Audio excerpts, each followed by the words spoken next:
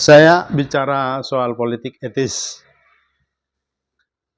Jikalau kita belajar sejarah, terutama bangsa kita yang lama dijajah Belanda, Belanda sejak dulu memahami politik etis. Benar, bangsa kita lama dijajah Belanda. Barangkali tidak semua wilayah Indonesia ini sama lamanya dijajah Belanda, diawali dari VOC, tapi sesungguhnya secara menyeluruh kita sepakat bahwa Belanda menjajah Indonesia 3,5 abad atau 350 tahun. Tapi bisa dibantah juga, misalnya di Tanah Batak perang Sisingamangaraja 12 hanya 30-an tahun, tidak sampai 50 tahun. Begitu juga di wilayah lain. Tapi secara menyeluruh di Jawa memang Belanda menjajah bangsa kita ini, Nusantara lah, sebelum dideklirkan atau diproklamasikan Indonesia 350 tahun. Sungguh luar biasa. Tetapi kemudian ya perasaan-perasaan terjajah itu muncul, tapi jangan lupa juga ada orang-orang di Belanda dengan hati nurani itu mereka bersuara agar ada politik etis. Politik etis itulah yang membuat Belanda bersepakat agar Indonesia tidak dijajah.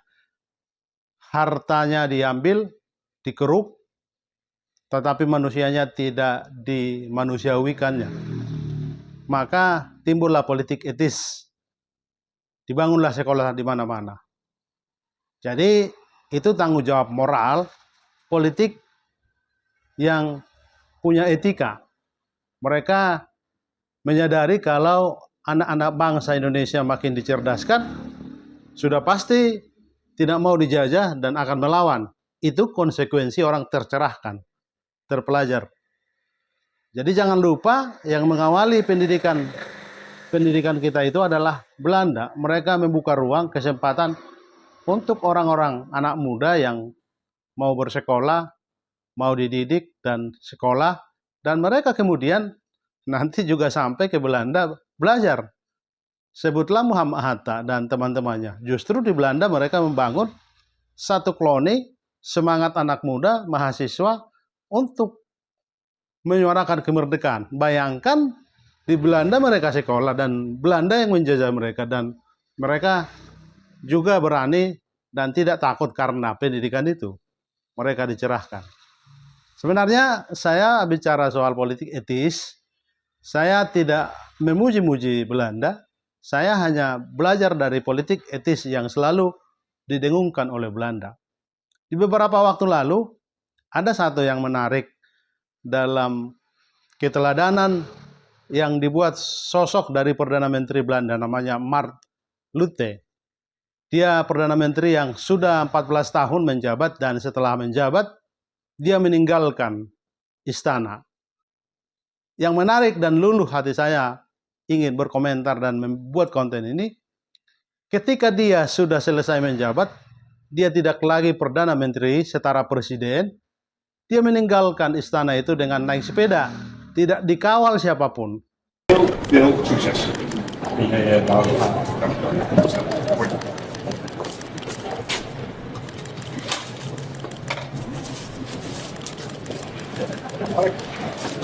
Tom, sorry, even jou Tom. Sorry. Hoi.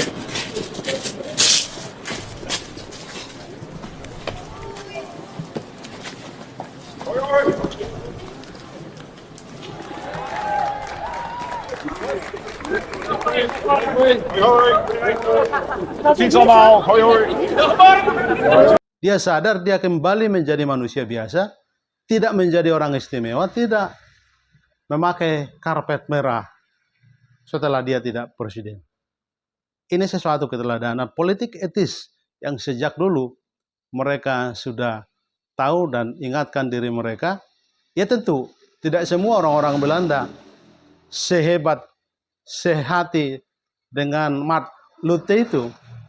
Tapi paling tidak banyak hal yang kita harus teladani. tokoh sekelas Perdana Menteri mau kembali ke rumahnya setelah tidak lagi Perdana Menteri, dia tidak dibuat istimewa. Saya bayangkan di negara kita ini, bupati pun kalau tidak menjabat masih berlagak bupati. Belum lagi Perdana Menteri, belum lagi Presiden. Saya kira ini sesuatu yang menohok untuk kita otokritik bagi bangsa ini, agar kita juga luluh hati, agar kita jangan terlalu jumawa, agar kita jangan merasa pejabat itu sangat istimewa. Pejabat justru harus berhati moral, berhati nurani, agar mereka tahu bahwa mereka dibiayai negara, mereka difasilitasi negara, mereka mendapat hak istimewa karena mereka pejabat. Jadi bukan karena hebatnya mereka jadi pejabat, tapi karena memang ya itu kesempatan mereka, hak istimewa mereka. Tapi lagi-lagi kalau seorang pimpinan atau tokoh besar tidak memberikan teladan, sudah merasa milik sendiri, inilah yang membuat kita makin miris. Di mana politik etisnya? Di mana politik etikanya? Mari kita dengungkan terus politik etis, karena dengan demikian nurani orang yang berpolitik, nurani para politisi, nurani para pejabat itu mulai luluh, bahwa mereka juga selama ini merasa terlalu diistimewakan karena yang dialami, diterima di fasilitas itu juga bukan karena hebatnya, tapi memang karena fasilitas negara yang mengistimewakan mereka begitu. Saya kira ini tidak tendensius untuk mengkritisi siapapun, tapi untuk mendengungkan betapa keteladanan itu penting. Politik etis itu penting. Mari kita belajar seperti Perdana Menteri dari Mark Rutte tadi. Dia tidak lagi merasa terganggu ketika tidak lagi Perdana Menteri, naik sepeda, diantar oleh Perdana Menteri yang baru, dan disaksikan banyak orang, para wartawan memotret dia happy. Saya kira ini sesuatu hal, bukan drama, tapi sesuatu yang menjadi teladan di kehidupan hari-hari ini. Terima kasih.